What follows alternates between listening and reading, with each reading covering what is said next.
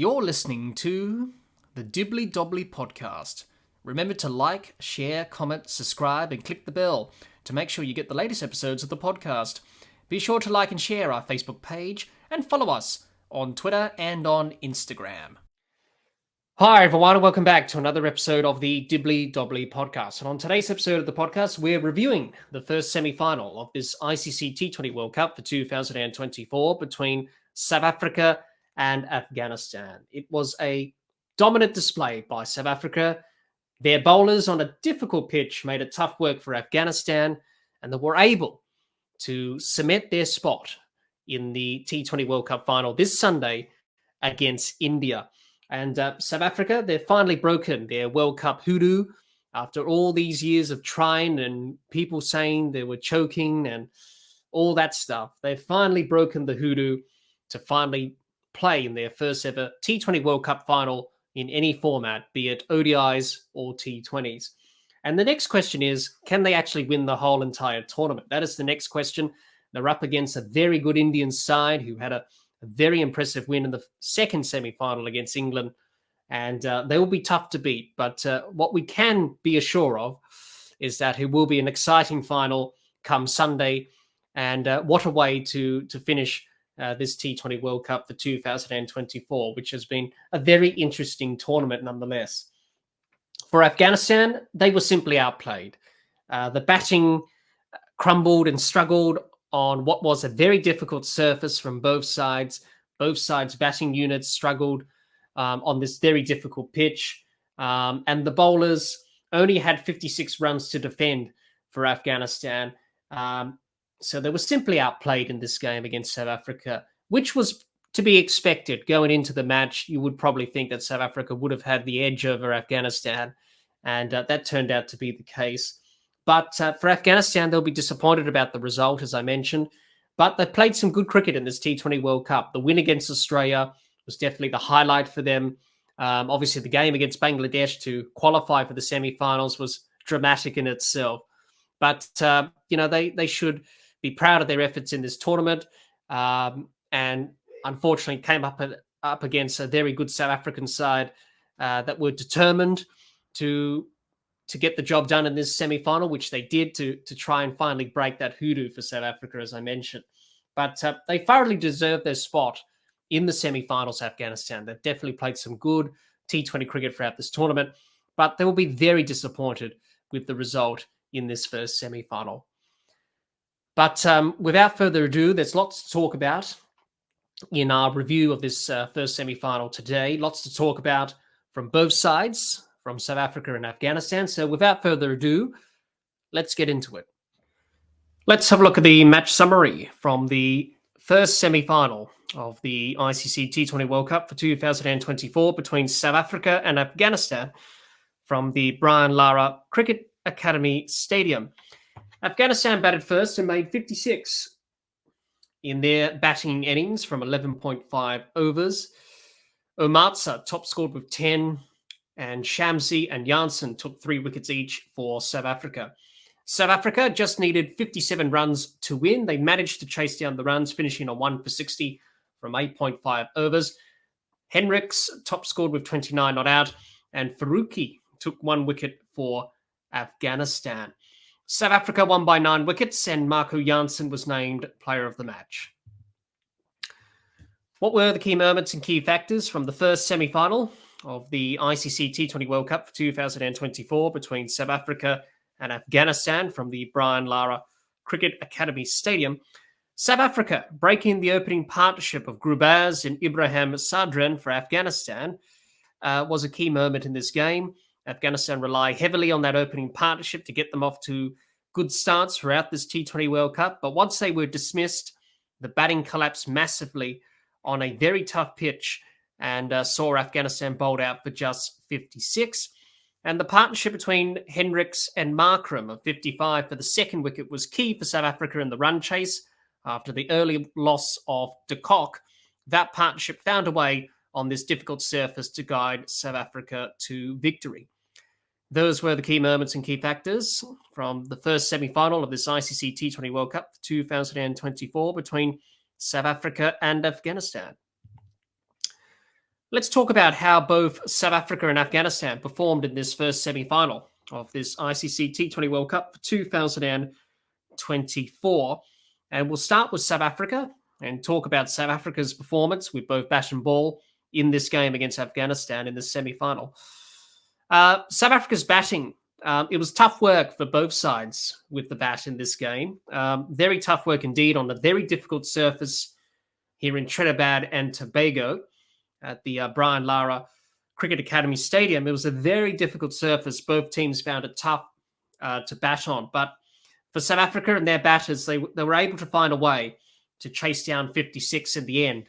Obviously, all thanks to Ressa Hendricks and Aiden Markram. And that partnership pretty much got South Africa on their way to winning this game by 9 wickets and to book a place in their first ever T20 World Cup final. And it was really important. The partnership between Hendricks and Markram, 55 for the second wicket, was a big partnership after Quentin de Kock fell early for 5. It was that sort of surface where if you lost 1 wicket, 2 can be lost quickly, 3 and then 4 and then so on. We saw that with Afghanistan. What happened there? They lost a couple of wickets early and then the rest of the batting fell pretty quickly on this very difficult surface where the ball was shooting up off a length, keeping low at times. There was a bit of movement and the ball cutting back off the seam. So, and batters getting wrapped on the gloves and body. So it was a very difficult surface to bat on. But that partnership Hendricks and Markram had was instrumental in terms of South Africa getting them over the line in this run chase. If South Africa were chasing probably over 100 runs, if Afghanistan managed to get over 100, it would have been very difficult on this surface. But the South African bowlers were able to get, Afghanistan out for 56. And that was, in the end, a very negotiable target for South Africa to chase down on this surface. They had to work hard to get the runs, but, Hendricks and Markram, once they got in, they were able to hit boundaries and put the Afghanistan bowlers under pressure when they strayed off their lines and lengths. So the batting for South Africa was tough work, but they were able to find a way with Hendricks and Markram at the crease. The bowling performance from South Africa, let's talk about that in this semi-final. A very dominant bowling display by South Africa. I think they'll be very pleased with the way they bowled in this game. Obviously, the surface helped them a lot. They used the conditions to their advantage on this difficult surface and kept the pressure on Afghanistan throughout the whole entire innings with the ball. To bowl them out for 56 was a very good result. Obviously, Janssen, Rabada, Nokia, that extra pace definitely hurried the Afghanistan batters, but also the movement that they got off the surface and obviously the class of bowlers they are. They were able to test the Afghanistan batters, and the Afghanistan batters on this difficult surface weren't able to cope with that. Plus, Tabriz Shamsi, the leg spinner, 3 for 6, was pretty good as well. And Maharaj only bowled the 1 over for 6 runs. But it was a very good bowling display by South Africa on this very difficult surface. Afghanistan's batters were always going to be tested, even though this pitch was difficult. I think we have to remember, even if the pitch wasn't as difficult as it was in this semi-final, I think South Africa's bowlers would have dominated against Afghanistan's batters anyway, because as we know with Afghanistan, it's been talked about, they rely heavily on the opening partnership of Grubaz and Ibrahim Sadran. Once you get them out, the batting falls away pretty quickly. So I don't think South Africa needed a surface like this to put Afghanistan under some sort of pressure, even if they got the openers out anyway on a reasonable surface, which was pretty good for batting. They would have had probably the same result, probably. But this pitch was very difficult for both sides. Ball was doing a lot, and they were able to capitalize on that. So for South Africa, going into the final, which will be against India, after India won quite well against England, I think the bowling attack and the bowling unit will be pretty pleased with their performance against Afghanistan going into that final in a few days' time. But just to wrap up about South Africa's bowling, pretty good performance, pretty dominant. The batting, they found a way on this difficult surface, and the team performance overall was pretty good. And for South Africa, they finally banished the demons of World Cup semi-finals, and they're able to win one and go through to the final for the first time in any World Cup, be it in one-dayers or T20s. And they're able to do that. So, South Africa, they're a good chance of winning, but they're going to come up against a very good Indian side, which haven't lost a game in this tournament. But overall, South Africa will be pleased with their performance in this semi-final against Afghanistan. We move on, talk about Afghanistan's performance with bat and ball in this first semi-final against South Africa. We'll start with the batting from Afghanistan, first of all.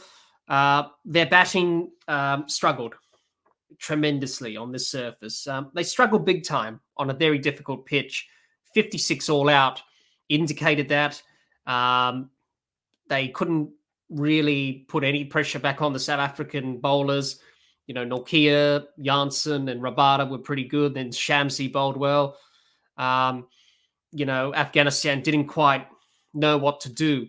As soon as the openers went in Grubas and Sadran, the batting fell away pretty quickly. The only one who made double figures was Omarza. Everyone else fell for single figures. The batting just collapsed from Afghanistan on a very difficult surface, it had to be said. It wasn't easy for batting. Ball was doing plenty of bounce, low bounce as well, high bounce.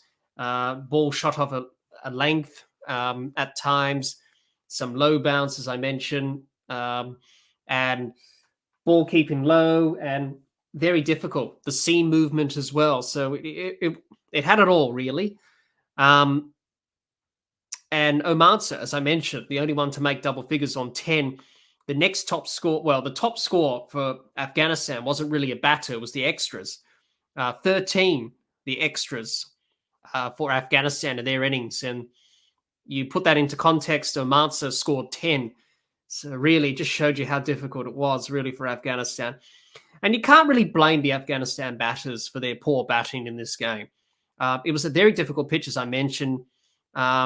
And you can't really blame them for struggling on this type of surface. We always thought going into this semi-final, regardless of what the pitch was in this semi-final, very difficult. But even if they played on a pitch that was probably slightly good for batting, had a bit of something for the bowlers, they probably would have still been tested by the South African bowlers anyway. And they probably would have been bowled out for maybe 100, just over 100 or something, because South Africa, their bowling attack has been pretty good in this T20 World Cup. But you can't really blame the way they batted Afghanistan. It was a very difficult surface. So probably not the result they would have wanted with the bat, Afghanistan.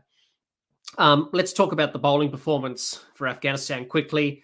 Nothing much really to talk about. Defending 56 was never going to happen, but the Afghanistan bowlers did make South Africa work for their runs on this difficult surface. Al-Haq and Faruqi were bowling well up front, and they did a pretty good job. Rashid Khan only bowled one over. Same with Gulbuddin, and Omarza nearly completed his second over before the game was done. So yeah, very tough work for Afghanistan's bowlers. Defending 56 was always going to be difficult in the circumstances, but if they scored over 100, if Afghanistan managed to creep and crawl their way to 100 or something total, they would have backed their bowlers to defend it on this surface, given how difficult it was. But at the end of the day, 56 runs was never going to be defended. It was just too low of a score to defend, even on a difficult surface. It was still not enough to challenge South Africa. But their bowling attack's been pretty good in this T20 World Cup, Afghanistan, but they just didn't have the runs in this game. If they had over 100 runs, something to bowl to, they would have been dangerous with their spinners, and also Al-Haq and Faruqi as their seamers, and Gulbuddin as well. But it just wasn't to be, and they were able to challenge South Africa in the run chase, really put them under pressure at times, make it hard work for them. But it just wasn't to be in the end. So their bowling performance in this entire World Cup has been good, but in this game, just quite simply, they just didn't have the runs to defend with. And overall, I think Afghanistan would have been disappointed with the result, given how well they've played in this whole entire T20 World Cup. But they'll definitely benefit from the experience, and hopefully we'll probably see them back in the semi-final again in future 50-over World Cups or T20 World Cups, because they are more than capable now of reaching this point of a tournament. And they should be proud of their efforts in terms of reaching it to the semi-finals. But at the end of the day, South Africa were just too good. Just some concluding thoughts to end our review of this first semi-final of this T20 World Cup between South Africa and Afghanistan. It was a dominant display from South Africa in this semi-final. They completely outplayed Afghanistan. After years of trying and choking in World Cup semi-finals, South Africa have finally ended their semi-final hoodoo. The only question remains, can they win the whole entire tournament? South Africa will play India in the final on Sunday at the Kensington Oval on June the 30th, and South Africa will know that India will be tough to beat, and both teams are coming into the final undefeated. But who will come out on top and claim the T20 World Cup? But it's sure to be an exciting game nonetheless. For Afghanistan, they were outplayed in all departments in this first semi-final, but they have played some good cricket throughout this T20 World Cup, and making it to a semi-final is a great achievement in itself. This T20 World Cup for Afghanistan could be the start of many successes at global ICC events in the years to come for Afghanistan. Thanks everyone for listening to our review of the first semi-final of this ICC T20 World Cup for 2024 between South Africa and Afghanistan. If you're watching or listening to this episode of the podcast on our YouTube channel, let us know your thoughts on this first semi-final of this ICC T20 World Cup for 2024 between South Africa and Afghanistan in the comments. We would love to hear what you have to say. Thanks for watching and listening. Until next time, keep safe and bye for now.